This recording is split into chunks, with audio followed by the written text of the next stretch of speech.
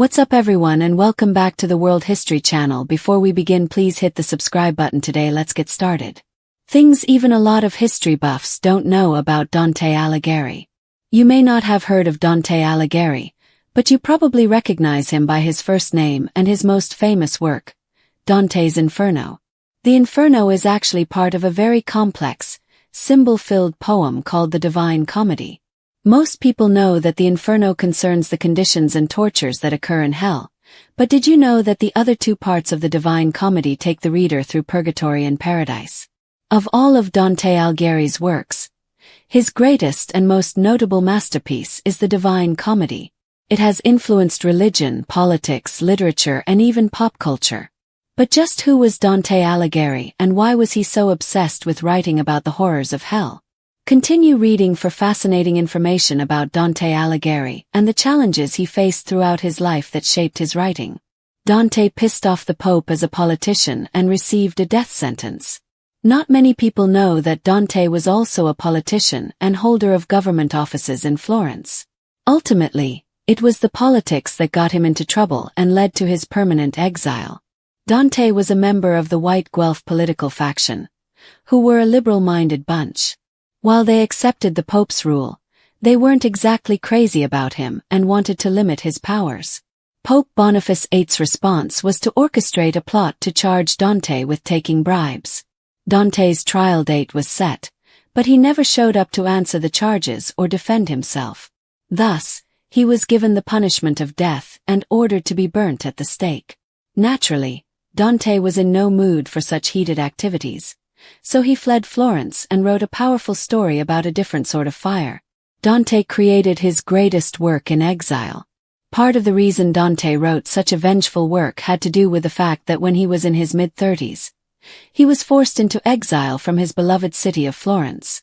It might not sound like a big deal in the 21st century, but medieval Florentines considered their status to be above all others in the world. To be forced out was an enormous offense. In addition, Dante had great pride in his hometown and really loved his city. Being unable to ever set foot again in Florence because of the death sentence hanging over his head led to his writing the Divine Comedy, in hopes of coping with the anger, grief, and feelings of betrayal. Dante is the father of the Italian language. Dante is considered to be the father of the Italian language by literary experts. His De Vulgari Eloquentia is viewed as the first written poem in Italian literature. He claimed that the perfect language must be eminent, cardinal, auric, and courtly. He was a true trailblazer of language, and his efforts allowed Italian to emerge as a prominent and respected language across Europe and beyond. Put simply, Dante codified and standardized the Italian language, and from that point on it blossomed. The Divine Comedy was used by the Church to frighten believers. Dante is most famous for his great opus, the early 14th century La Divina Commedia, or Divine Comedy, with its three parts: Inferno, Purgatorio, and Paradiso. The tortures of hell and the longings of purgatory were so vividly described that the Church could not resist employing some of the images and phrases from the Inferno. The Church correctly understood that they could scare worshippers by offering up Dantesque images of souls writhing in hell. Thus, many medieval cathedrals, churches, and even illuminated manuscripts feature details taken straight from the Divine Comedy. Dante influenced every generation of writers after him. Authors from his own time to even the 21st century have claimed Dante as an influence on their work. From Boccaccio to the Renaissance poets, Dante Alighieri shaped minds and perspectives. Even the famous poet T.S. Eliot wrote in the 20th century, "Dante and Shakespeare divide the world between them, there is no third." The muse in the Divine Comedy, Beatrice, is based on a woman Dante admired. Most scholars believe that the Florentine woman named Bice di Folco Portinari was the inspiration behind Beatrice in the Divine Comedy. The Beatrice who appears in Dante's work symbolizes purity and beauty. The Dante character in the Divine Comedy meets Beatrice during his visit to Purgatorio, and they ascend together to paradise. The historical Beatrice was born to a prominent family in Florence, just like Dante. She and Dante may plausibly have met and played together as children. When she was older, she married a man named Simone de Bardi, a very powerful Florentine. Within 3 years, she died at the age of 24. Dante included his real-life enemies in his work, placing them in hell. The grand scale of truth and profound questions in the Divine Comedy spread like wildfire across Italy, Europe, and eventually the world. It is viewed today as one of the greatest works of world literature. However, it is also very much a personal tale of Dante Alighieri. Dante puts himself in the work as a character. Throughout his journey through hell and purgatory, he introduces a variety of evildoers and describes their hideous punishments. Some of these people come from the real world as well as mythology and have been known for their wickedness for a long time. Others are Dante's own contemporaries, people who had personally committed acts against him. He even mentioned Pope Boniface VIII in his work, who was his public nemesis, writing about how a place was reserved for him in lowest depths of hell. In some ways, it is fair to say that the Divine Comedy is a revenge piece. How delighted Dante must have been to learn how quickly the work became popular and widely read. Talk about poetic justice. Dante was the first person to use the terza rima. Even if you've never heard the words terza rima, you will probably recognize an example of the poetic rhyme scheme. It usually has 3 lines, usually in iambic pentameter. Another name for this type of poetry is chain rhyme, since it consists of interlocking rhymes. The pattern goes like this: ABA, BCB, CDC, DD, etc. Dante Alighieri was the first person to use it. A classic example from the start of Inferno demonstrates the ease and beauty of the terza rima. Go ahead, read it out loud. You will feel the rhyme sequence. In the middle of our life's journey mi ritrovai per una selva oscura. Ce la diritta via eris merita. Here is the same passage translated to English. Midway upon the journey of our life, I found myself within a forest dark, for the straightforward pathway had been lost. Dante's death sentence was overturned in 2008 by a resolution passed by the city of Florence. Dante's death sentence came from Florence, Italy, which decided to apologize and pardon the great medieval poet for his 2008 conviction on fraud and bribery charges after about 700 years. If Dante were immortal and still alive today, he would be able to enter his beloved city. Even though the name Dante Alighieri is still associated with images of tortured souls, divine revelations, and medieval poetry that is so intense that it can still give modern readers chills, very few people, even seasoned history buffs, are aware of the extraordinary depths of this Italian poet's life and influence, nor of the breadth of the secrets, struggles, and surprises that surround his legacy. Dante, best known as the author of the Divine Comedy, is often reduced to a literary saint who descended through hell, climbed the terraces of purgatory, and ascended into the heavens of paradise in epic verse. But this simplification overlooks the complex, gritty, and deeply political reality of a man who lived during one of the most tumultuous periods in Italian history, one whose pen was as much a weapon as it was a brush, painting the fate of enemies and allies alike in meticulously crafted lines of poetry. Dante wasn't just a poet. He was an exile, a lover, a linguist, a theologian, a revolutionary, and perhaps most surprisingly, a man fueled by an almost Shakespearean thirst for vengeance and divine justice. Born in Florence in 1265, Dante was thrust into a city of fierce factionalism, religious conflict, and civil war, where families were torn apart by the brutal power struggle between the Guelphs and the Ghibellines, and where poetry could be as dangerous as a sword. Dante opposed papal interference in secular governance as a member of the White Guelphs, one of the 2 factions into which Florence's dominant political group had splintered, which led to a profound personal resentment toward Pope Boniface VIII. His political ideals and affiliations ultimately led to his exile in 1302, charged with corruption, fraud, and embezzlement, accusations widely believed to be false and politically motivated. Dante was sentenced to death by fire if he returned to Florence, so the rest of his life was spent wandering around cities, always yearning for a country that had rejected him. This exile, far from crushing him, ignited within him a divine fury that poured into the Divine Comedy, where he painted vivid portraits of both theological truths and political revenge, placing many of his real-life adversaries into the infernal pit of hell, condemned to eternal torment. Dante gleefully sentenced Pope Boniface to the eighth circle of hell, which was reserved for simonists, those who buy or sell ecclesiastical privileges. Pope Boniface was one of these people. However, Dante used the Divine Comedy as a vehicle for philosophical inquiry, religious exploration, and linguistic innovation in addition to his political adversaries. He eschewed Latin, the language of the elite, for the Tuscan vernacular, forever altering the trajectory of Italian literature and earning the title Father of the Italian language. Dante's decision to write in the common tongue was as radical as his political affiliations, something that many readers are unaware of. In an era where knowledge and scholarship were tightly controlled by the clergy and aristocracy, Dante's use of the vernacular democratized literature, allowing commoners to access complex theological and philosophical ideas. His De Vulgari Eloquentia laid out a passionate defense of the Italian vernacular, arguing it was not only suitable but superior for expressing the divine. His use of terza rima, an interlocking rhyme scheme of three-line stanzas, ABA, BCB, CDC, showcased his mastery of form and made the Divine Comedy both lyrical and structurally hypnotic. But Dante was not merely a craftsman of rhyme and rhetoric. He was a man whose every page throbbed with emotional truth. His muse, Beatrice, was not a figment of imagination but a real Florentine woman, Beatrice Portinari, whom Dante admired from afar and whose untimely death at the age of 24 devastated him. She appears in the comedy as a divine guide through paradise, symbolizing divine love and grace. Scholars debate whether Dante's love for her was ever reciprocated or even directly expressed, but what is clear is that she haunted his work and heart long after her death. Unlike many poets who wax on about fictionalized lovers, Dante elevated Beatrice to near sainthood, placing her above earthly desire and making her the embodiment of salvation itself.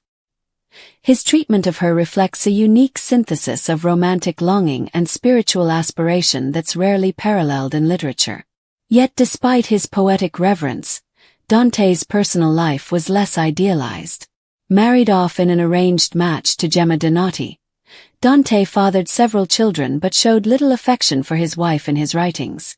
Some scholars argue that his emotional fidelity to Beatrice rendered him emotionally unavailable in real life, a theory underscored by his absence from Florence and his immersion in abstract contemplations of theology and virtue.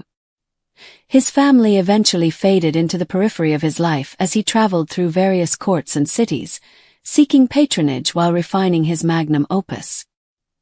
His unwavering belief in the significance of his work is demonstrated by the fact that he continued to write despite living in poverty or receiving assistance from friends.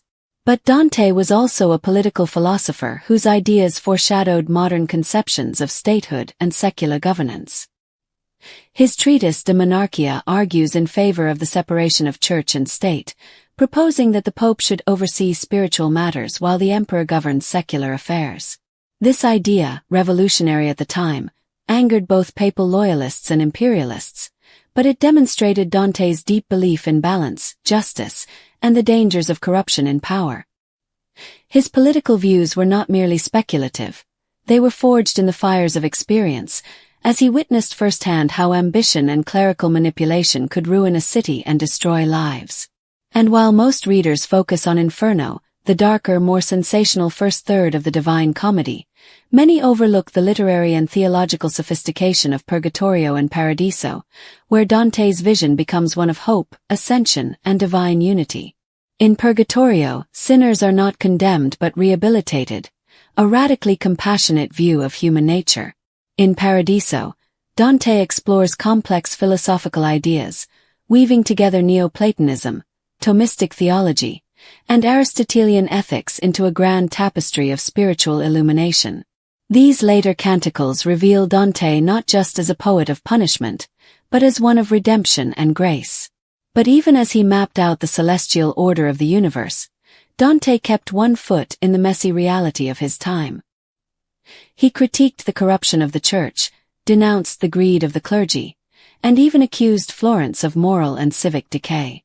In each tercet, he drew names, enshrined his adversaries in poetic hell, and immortalized his suffering and exile. In addition, Dante quietly revolutionized the concept of authorship itself, as if that weren't enough. In creating a fictionalized version of himself, Dante the Pilgrim, he blurred the lines between narrator and protagonist, a technique that prefigured modern literary metafiction. He invited readers not just to follow a story but to walk alongside him, to grapple with sin, hope, and salvation in an intensely personal way. His poetry is both a confessional and an invitation, a spiritual map and a political manifesto. And perhaps one of the most astonishing things is how relevant his work remains. The Divine Comedy has inspired countless works of art, music, film, and literature. From Botticelli's haunting illustrations to modern references in video games and films, Dante's vision of the afterlife continues to permeate culture. Yet many don't realize how deeply personal and political this work really is. For Dante, hell wasn't just a place of eternal punishment. It was also a mirror held up to a broken world, a reflection of the injustices he suffered and the ethical failures he witnessed. And even in death, Dante's complicated relationship with Florence endured. Though he died in Ravenna in 1321, his bones have become a subject of political theater for centuries. Florence, long after sentencing him to death in absentia, has repeatedly tried to reclaim his remains for a hero's reburial in the city he loved. Ravenna, rightly viewing itself as the rightful resting place of Dante, has continually refused, even going so far as to hide his bones during times of national upheaval to prevent their theft. In 2008, over 700 years after his exile, the city of Florence passed a symbolic resolution to formally rescind Dante's death sentence, too little and far too late, but a gesture nonetheless that shows the enduring complexity of Dante's legacy. Even now, centuries later, Dante is a figure of contradiction, revered but wronged, sainted but scandalized, timeless but deeply rooted in the politics and passions of his era.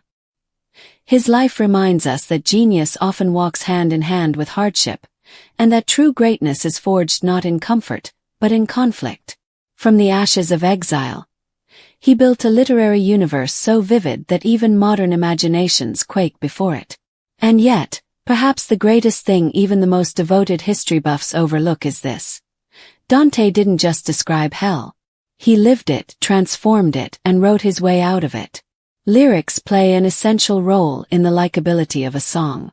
While instrumentals, drum beats, and electronic sounds significantly add to the auditory experience, it's the words artists put to the tracks that touch the hearts and souls of their fans.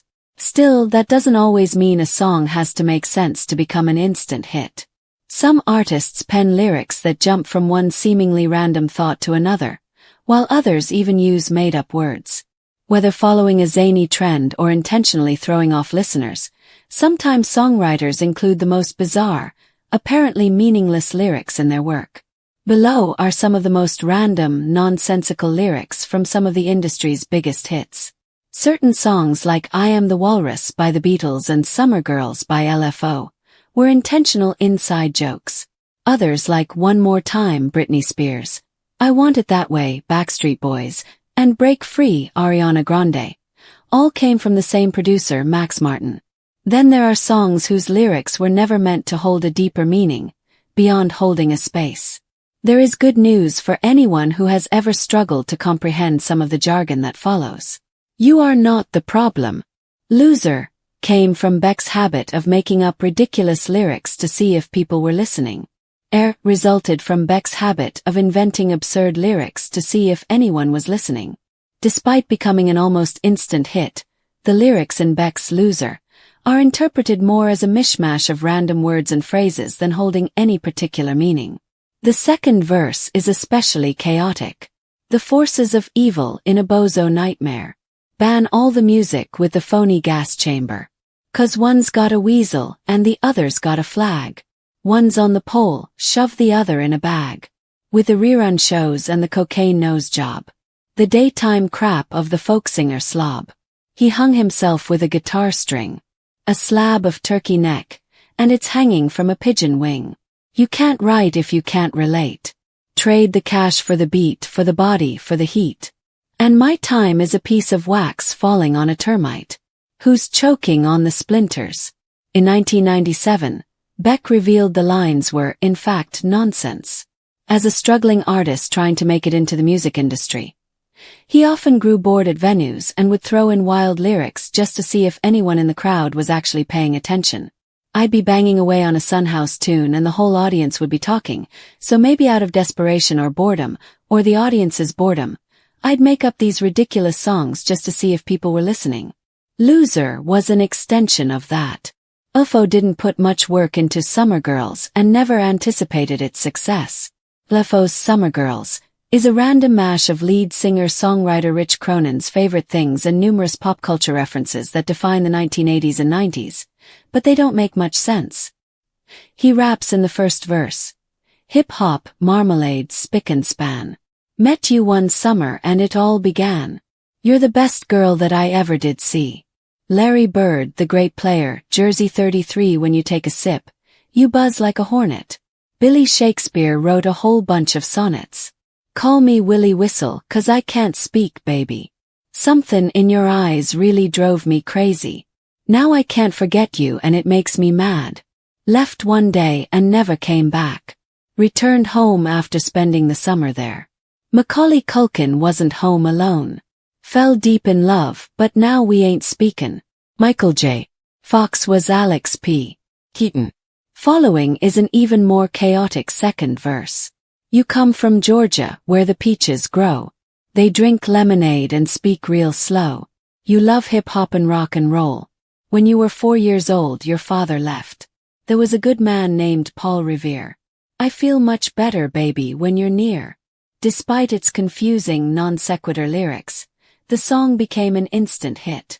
Cronin, along with producers Dow Brain and Brad Young, who helped him pen the track, later recalled. Cronin. I just thought back to when I was young, happy, no worries. Summer Girls was all about a summer on the Cape. Inside jokes. I never thought that anyone besides my close friends would ever hear it. Young, it came together pretty fast. I just thought it was different and funny.